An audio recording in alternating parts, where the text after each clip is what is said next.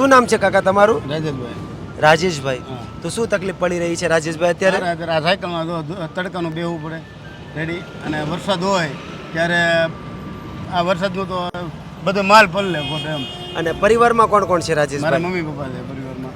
અને તમે દિવ્યાંગ છો? આ દિવ્યાંગ છું. તમે આજે આ સાયકલમાં એટલી બધી મહેનત કરો છો, તકલીફ નહીં પડતી હોય? તકલીફ પડે, પણ હવે આપણે મમ્મી પપ્પાને લઈને બધાને આસો જ પડે.